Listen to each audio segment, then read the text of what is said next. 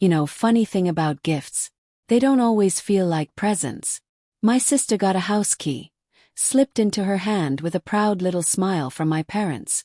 Me, got a paperweight. And in that moment I learned something sharp. Love isn't always shared, sometimes it's chosen. Oh, and hey, if you're new here, make sure to subscribe and let me know in the comments what time it is where you're watching from. My name is Rowan. I'm 32, and I grew up believing loyalty was a currency more valuable than any bank account. My childhood was the kind of small-town life people write wistful essays about. A tidy street of maple trees, neighbors who borrowed sugar and returned it with apricot jam, a father who could fix anything with 2 hands and a willful stubbornness, and a mother who painted landscapes in the sunlit loft above the garage. My older sister, Lacey, was golden in the way a town crowns one of its own. Prettiest smile, best grades, the one the mayor knew by name. I was quiet, the one who read the books on the top shelf and helped varnish tabletops in the shop. We were sisters, yes, but we were not the same. When Dad's heart stopped on a wet Tuesday, the town sighed in the way towns do. Casseroles appeared on stoops, the local paper ran a portrait with a sepia filter, and the shop's bell hung silent for a week. People said he'd been a pillar. At the funeral they said it again. At home, eventually, the practicalities began to line up like soldiers. Lawyers, inventory lists, meetings about the business. We sat in a small office with the firm's associate and a box of tissue. It should have been the kind of sorrow that holds people close. Instead, it became a ledger. When the lawyer read the will aloud, I felt the floor tilt. The company, the property on Elm, the warehouse contracts, everything went to Lacey. Mom was given a life estate in the house. A small trust was allocated to an aunt, and me? I was given a paperweight, a brass half-sphere with Dad's initials stamped on the bottom, and a letter that said in Dad's careful script, "Rowan, you're strong. Build your own way." The paperweight weighed exactly as much as their indifference.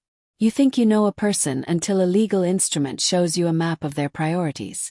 For weeks after the reading, I walked through the house like a ghost, running fingers along tools Dad had left on the bench, memorizing the weight of his hammer. The letter sat on the mantelpiece like a riddle. You're strong, like a command. Build your own way, like a dismissal. When I looked at Mom, she avoided my eyes. Lacey smiled in a way that seemed practiced, like she'd been rehearsed for a role she was now to play in full light. I tried to breathe steady air. I tried to accept that people make choices, and that sometimes those choices are cruel. But the human heart is stubborn.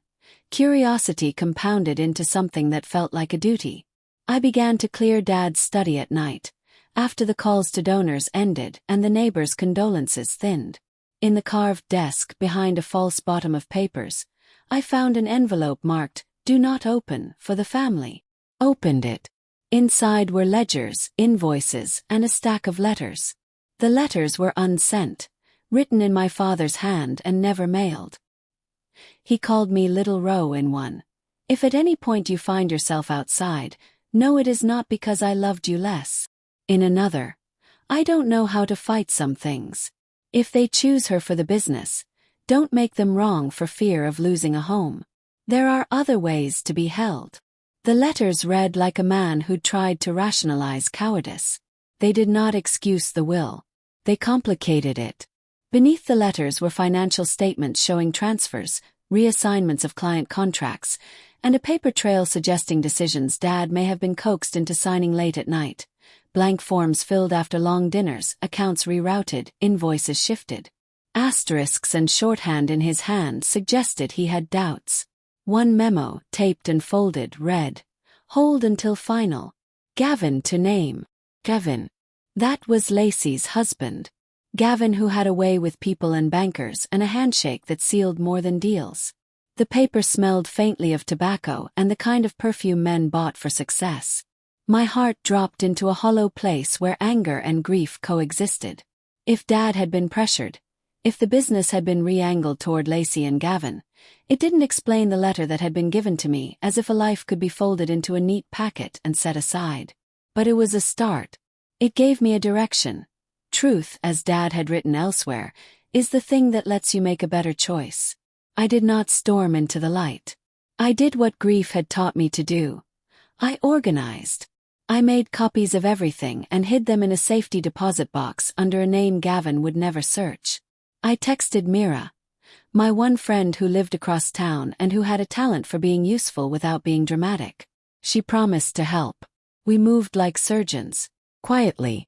There is a kind of violence in being methodical with betrayal. You have to be tender with the people who will be hurt by exposure. I wanted to avoid burning the lives of the hourly workers who sanded our tables, the clients who trusted our company, the old men who delivered wood on cold mornings. I wanted the rot cut out, but I wanted to keep the heart beating. 2 weeks into my private audit, a stranger entered our lives. He introduced himself as Jacob, a journalist with a kind of patient voice that makes people think he knows more than he does. He'd once covered municipal corruption and had a nose for patterns that smell like money laundering. We met at a coffee shop and he listened as I poured the facts without color. Dates, transfers, contracts reassigned. He didn't look shocked. He looked like a man finally handed a puzzle he could solve. You need corroboration, he said. Numbers get attention. Names get action. If we can pair both with an institution that cares enough to act publicly, you'll make a wave that can't be smoothed out. We agreed to proceed with discretion. Jacob's presence was a domino.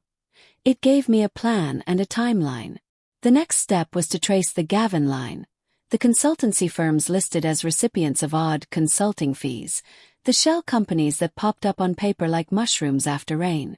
I learned to look at the details. The same P.O. box repeated, the same name of a nominee director, the same pattern of payments just under the threshold that would trigger quick audits. It was clever and it was mean. And then there was Jonah. I hadn't suspected Jonah at first.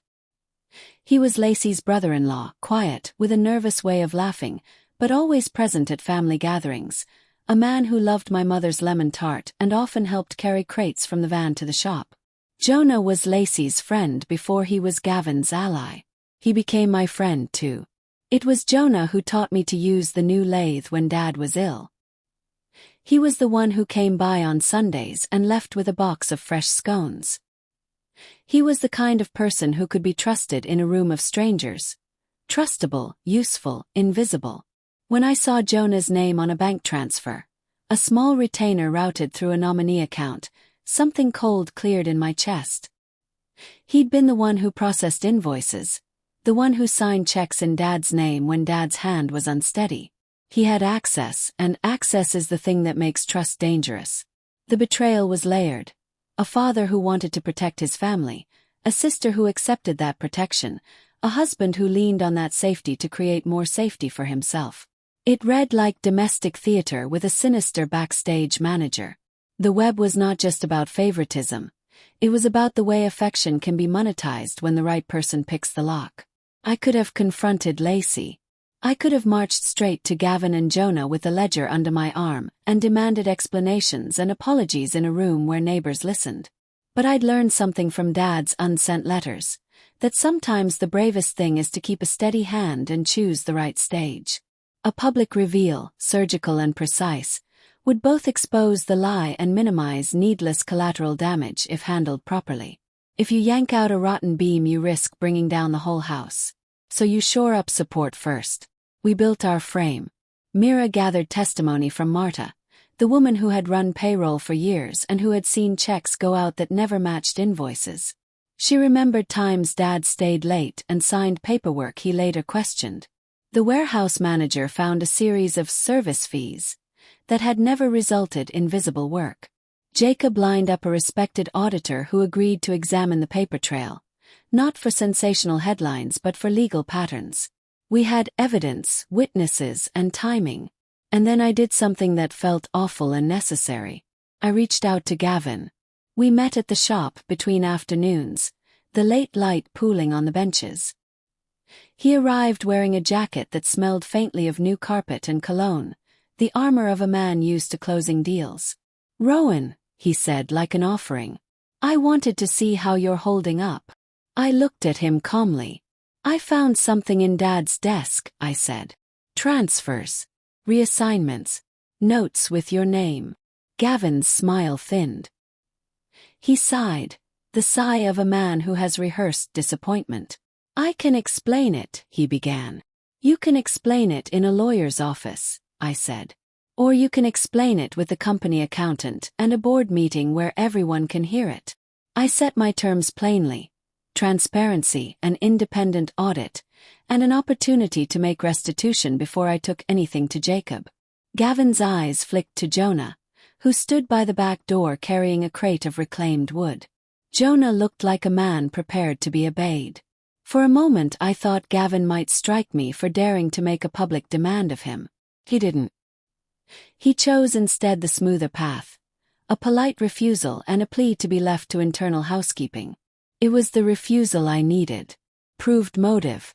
The board meeting was scheduled for 3 weeks later, the perfect stage. The firm had clients flying in, the mayor had promised to attend, and investors were on the guest list. If there was any night to make an unignorable reveal, it was at an event where everyone who mattered was gathered and where optics mattered as much as balance sheets. In those 3 weeks I became a different person. By day I sat in the shop and helped employees pick through old crates. By night I compiled files and rehearsed what I would say. I learned to read legal language for holes and ambiguities. Practiced calm. The rehearsals were practical. How to deliver numbers without theatrics, how to stay factual and let the evidence do the shaming. Marta came with me to the meeting, though she wanted to hide. She'd spent 30 years handling payroll, and loyalty to a town can be a heavy thing. "I can't see that ledger and do nothing," she whispered that night as we sat at the kitchen table going through the spreadsheet again.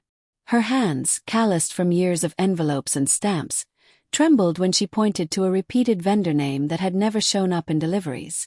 She had been complicit by ignorance, then by trust. Now she would be complicit in truth. The night of the board gala smelled of polished wood and expensive perfume. Lacey looked radiant, the town's golden child, wearing a dress that shimmered like victory. Her laughter was easy, practiced. Gavin moved through the room with the command of a man who believes the world owes him courtesy. I sat near the back, fingers folded in my lap, a bulging folder under my arm. Jacob hovered near the press table, his camera lens a cold eye. The investor crowd sipped wine and pretended to talk about markets while their ears did the listening required of their jobs. When the CEO rose to speak and the applause began to settle, I felt the moment. Warmth swelled through my chest that had nothing to do with triumph. It was clarity, a light in the fog. I rose, and the room shifted like a breath held and released. "May I have a moment?" Yes. The microphone was passed to me. People turned. Lacey's smile faltered. Gavin's jaws set. I spoke plainly. I read dates and numbers, the transfers, the invoices that led to dead ends. I laid out how accounts had been rerouted, how consultancy fees had been redirected into entities that, when traced, linked back to family names. I presented receipts, copies of signed documents, and Marta's testimony. I did not shout. I did not inveigh. I read. The room, which had been full of polite conversation, became a courtroom. The initial silence was the sound of many minds recalculating their positions. Then questions came, sharp, urgent. Gavin tried to explain away the transfers as strategic allocations, but the auditor, a man who smelled of coffee and integrity, spoke with the voice of someone who had seen many attempted cover-ups. He walked them through the chain of payments and the absence of corresponding services. Phones leaned in. Cameras whirred. Lacey's face lost color like paint washed off.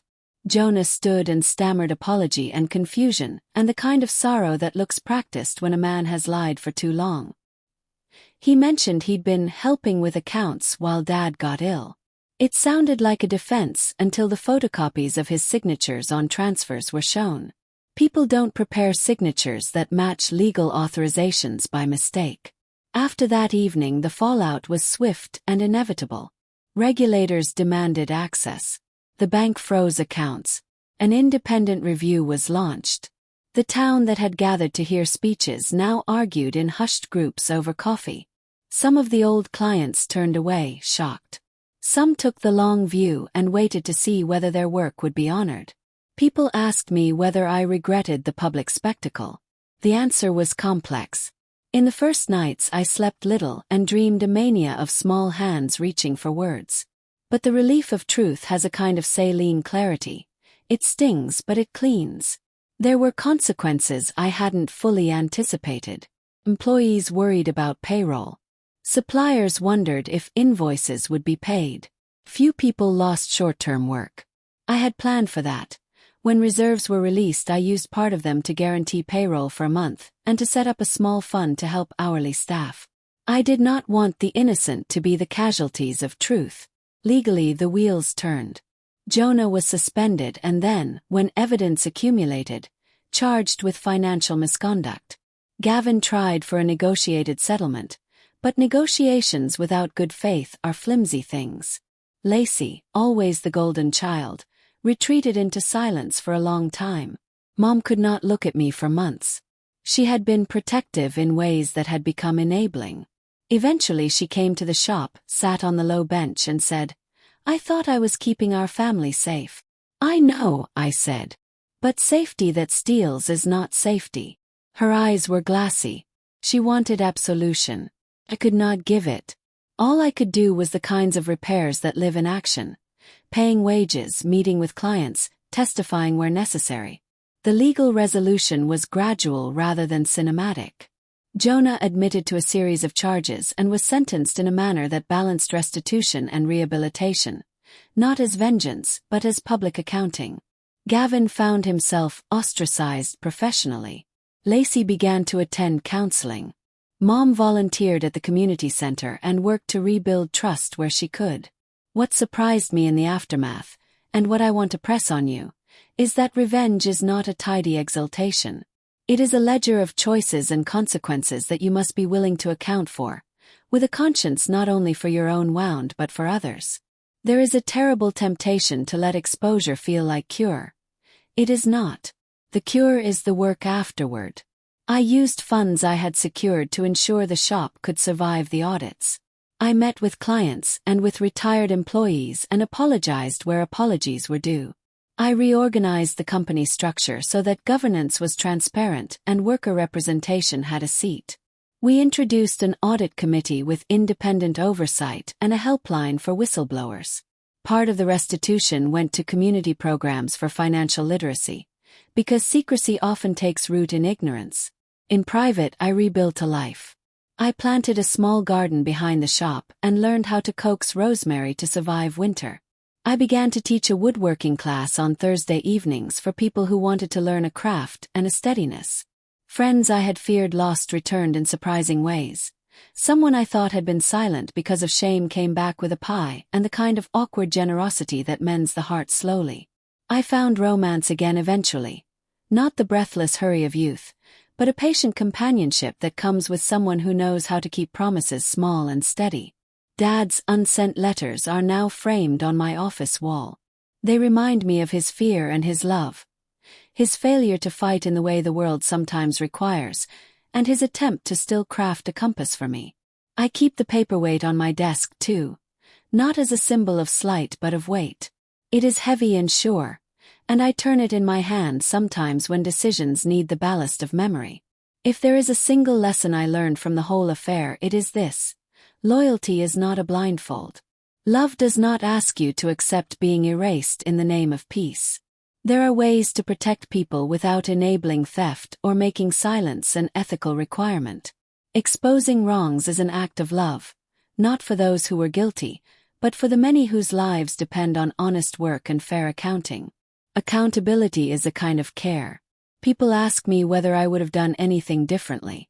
The honest answer is no and yes. No, because truth had to be named before it could be healed. Yes, because I would have sought repair sooner for the people who might be hurt by exposure. The moral center of action is to balance disclosure with care. The objective is not to punish, but to prevent further harm.